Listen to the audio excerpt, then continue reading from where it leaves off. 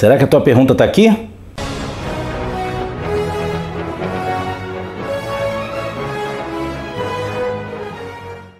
Olá, bem-vindo ao Fantasma Brasil! Chegando mais uma rodada de perguntas e respostas aqui no Fantasma Brasil Responde. As perguntas que a gente vai ver dessa vez foram feitas em postagens que eu fiz no Instagram e também no YouTube. Eu selecionei algumas para a gente poder conversar aqui. A pergunta do Leandro.813. Os novos encadernados do Fantasma pela Mitos já tem data para chegar às bancas? Grande abraço. Leandro, provavelmente esses novos encadernados não vão chegar às bancas. Eles vão ser lançados para venda diretamente online. Isso de acordo com aquilo que nos foi dito pela Joana, numa conversa que a gente teve bem no início do ano. A previsão que ela tinha dado pra gente é que esses encadernados começariam a sair já no primeiro semestre de 2022. Mas o que a gente está observando aí no cenário internacional, que está fazendo com que o papel fique muito mais caro, a gente acabou de ter um novo reajuste de papel, talvez atrase um pouco as coisas, talvez altere um pouco o cronograma da Mitos. Até o momento, a Mitos não pôde se posicionar em relação a isso, então a gente vai ter que ficar aguardando. Nessa mesma linha de publicações, a gente tem aqui uma pergunta do Curly Figures. Será que algum dia teremos uma edição ônibus do Fantasma? Seria sensacional. Mais uma vez, Curly, eu vou te remeter à entrevista que eu fiz com a Joana Rosa no início do ano. Vou botar o link aqui em cima para quem quiser ir lá conferir. Ela confirmou para a gente que nós vamos ter não apenas um, mas 2 ônibus do Rei Moore e 2 ônibus do SciBR. A previsão inicial é de que esses 2 ônibus serão anunciados para pré-venda ainda no segundo semestre desse ano. Se nada mudar por conta da guerra e do aumento do papel, a gente já vai ter o primeiro deles até o fim do ano. Pergunta do nosso querido amigo do Sequencialzine, o nosso amigo Júlio, que ele perguntou assim: em algum momento Walker e sua linhagem teve sua face finalmente revelada ao leitor? Até onde eu sei, quase chegou perto. Realmente, Júlio, em vários momentos o 21º Fantasma quase teve a face dele revelada. Inclusive, em algumas histórias mais recentes, a gente teve um vislumbre da face do 21º Fantasma aparecendo por trás de um véu. É uma coisa assim meio nebulosa, meio vaga, mas a gente vê alguns elementos da face do 21º Fantasma. Quando você vai para as histórias, principalmente dos fantasmas anteriores, é muito mais comum que o rosto deles apareça, mas geralmente aparece de longe, meio desfocado, com trabalho de sombreamento. Lembrando que parte da mitologia do fantasma é justamente de que ninguém pode ver o seu rosto, porque senão vai sofrer uma morte terrível. Mas nós temos aí essas histórias em que temos pequenos vislumbres do rosto do nosso herói. Pergunta do JC Anjos 2603. A cronologia do Fantasma não é fácil de acompanhar. Além da desordem cronológica de publicação, o personagem passou por diversas editoras aqui no Brasil. Inclusive, Fantasma foi licenciado para artistas no mundo todo, né? Como se deu isso com os artistas brasileiros? Como se deu esse processo deles trabalharem com o personagem aqui no Brasil? Bom, JC, o que acontece com o Fantasma publicado aqui sob licenciamento no Brasil é algo muito centrado no período em que ele foi publicado pela RGE. A RGE vendia tanto do personagem que só o material das tiras e da Suécia não estava suprindo a demanda dos leitores por histórias novas do Fantasma. Então a direção da RGE fez um acordo de licenciamento com o King Features e começaram a produzir histórias aqui no Brasil que eram assinadas, né? Tinham tanto o roteiro quanto a arte assinadas por nomes como Gutenberg Monteiro, Júlio Shimamoto e Valmir Amaral, entre outros. Havia uma coisa até curiosa, porque esses artistas não tinham permissão para assinar as suas histórias. Eles não tinham permissão para identificar que aquelas histórias eram produzidas no Brasil, porque acreditava-se que os leitores talvez rejeitassem esse material por considerarem que não era um material oficial do personagem. Foi assim, por exemplo, que em vários momentos nós vimos histórias do fantasma onde os nomes desses artistas apareciam meio que ocultos na arte. Era muito comum que você tivesse o nome deles em listas, em placas que apareciam nas histórias, você viu os nomes deles lá indicados de alguma maneira. Foi assim que o Brasil foi um dos primeiros países, inclusive até onde a gente sabe, a licenciar histórias do fantasma. Recentemente, a editora australiana Frill lançou um encadernado com as histórias do fantasma publicadas e produzidas no Brasil. A gente está inclusive tentando conseguir um exemplar desse para que a gente possa fazer aqui um review e mostrar para vocês. Paulo Mota 2022. Gente, os nomes que o pessoal escolhe no Instagram são muito engraçados. Ele pergunta assim: fantasma, qual é dos seus maiores inimigos? Os maiores inimigos do fantasma, Paulo, são os piratas, em especial a confraria, né, a Irmandade Sing, é sempre nomeada como sendo a principal inimiga do fantasma. Isso porque os piratas Sing foram os responsáveis diretos pelo surgimento do fantasma. Mas, curiosamente, nas tiras escritas pelo Lee Falk, os Sing apareceram muito pouco. Eles vão aparecer muito mais nas histórias suecas do Tim Fantomen. Ao longo do tempo, o fantasma enfrentou vários inimigos que eram corporificados em coletividades de vilões.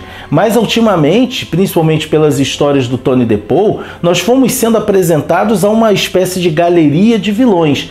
É assim, por exemplo, que atualmente os dois principais inimigos do fantasma são o Nômade e o Chatu, dois terroristas.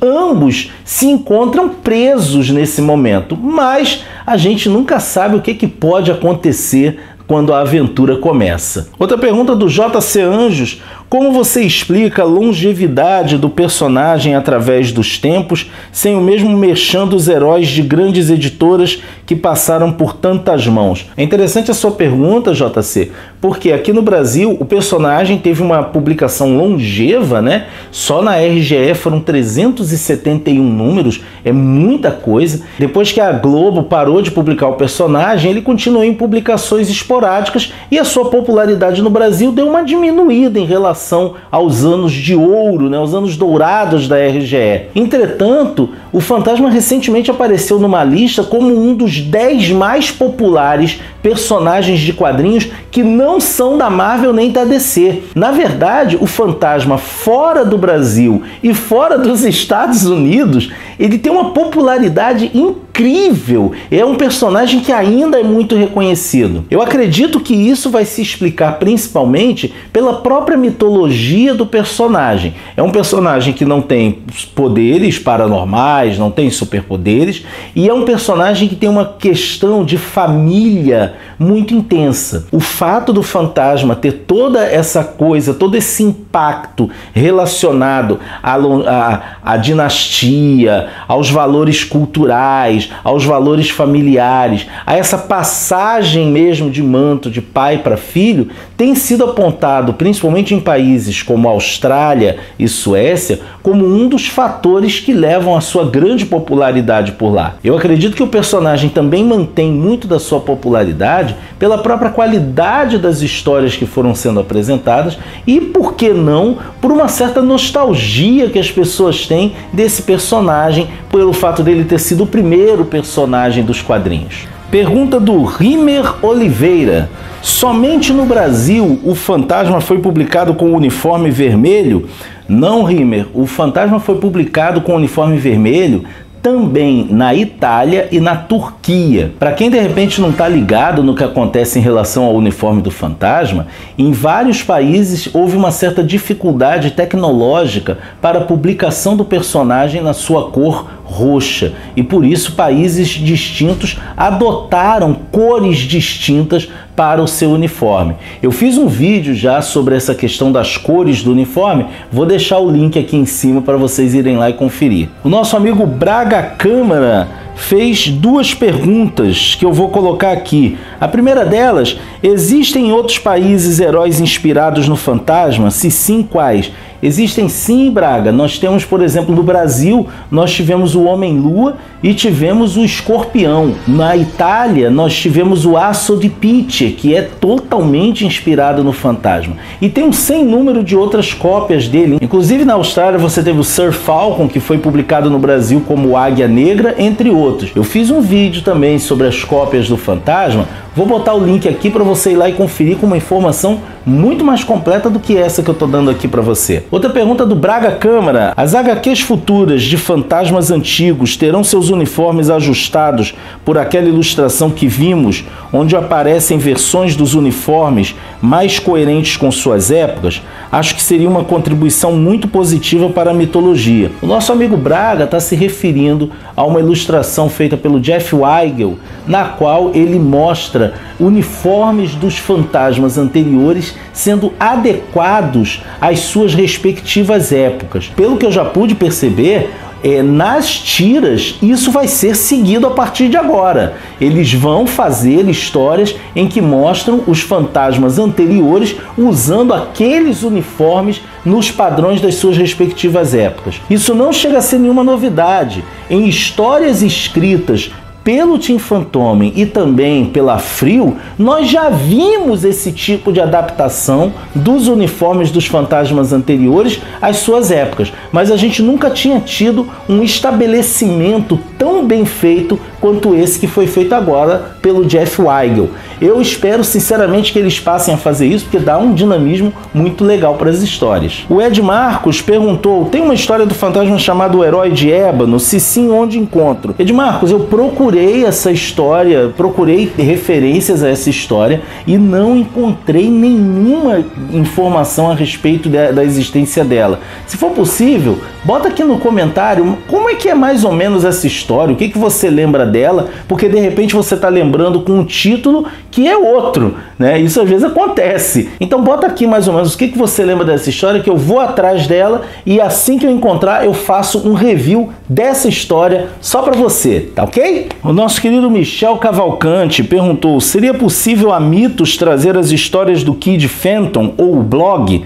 Sou curioso em as ler há tempos. As histórias do Kid Phantom foram publicadas pela Frio, né? São histórias australianas. Existe uma dificuldade para a Mitos trazer no momento, que é a questão do contrato, a questão contratual. Nós da equipe do Fantasma Brasil, que fazemos o blog, fazemos o canal, para a gente poder trazer essa história, a gente precisa de duas coisas. Primeiro, a gente precisa da revista ou do arquivo digital no original em inglês. Depois a gente precisa ter tempo para fazer essa tradução e fazer um negócio bem feito. Quem sabe? Tudo é possibilidade. O Thiago Lima, _ Ribeiro, pergunta: Glaucio, na sua avaliação, as histórias do fantasma que foram construídas após a morte de Lee Falk conseguiram manter a tradição estabelecida? Qual a sua opinião sobre a expansão do universo do fantasma? Tiago, eu acredito que não só elas conseguiram manter a tradição, como em vários aspectos elas melhoraram essa tradição, elas ampliaram essa tradição. Verdade seja dita, muitas histórias do Lee Falk às vezes deixam muito a desejar, e foi um grande trabalho do Tony DePaul, que assume os roteiros após a era Falk, foi um grande trabalho dele o de resolver algumas das lacunas deixadas por ele. Da mesma maneira, as histórias publicadas sob licenciamento na Suécia expandem o universo do fantasma e o tornam cada vez mais próximo da nossa realidade, o tornam cada vez mais atual. É nesse sentido, por exemplo, que as histórias atuais do fantasma publicadas na Suécia e também nas tiras abordam questões como o tráfico humano, que já era uma preocupação do Falk, abordam coisas como terrorismo, trazem, por exemplo, o protagonismo feminino à baila, trazem também o protagonismo das tribos, que deixam de ser mostradas de uma forma tão estereotipada quanto eram na época do Falk. Eu acredito que dessa maneira o legado que Lee Falk deixa para as gerações futuras é fenomenal, porque assim a gente tem um personagem que consegue se atualizar constantemente sem perder as suas raízes. E eu particularmente gosto muito de tudo que tem sido feito com o fantasma, principalmente nas histórias do Tony DePaul.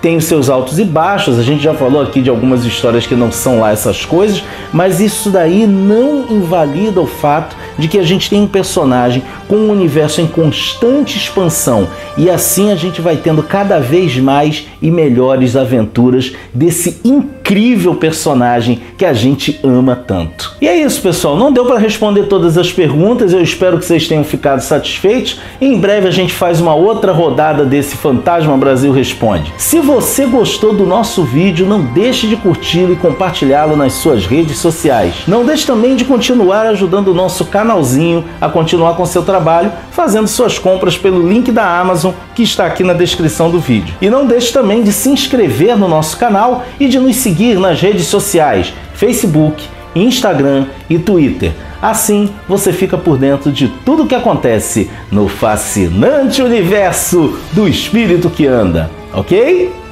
Vejo você por aí, hein?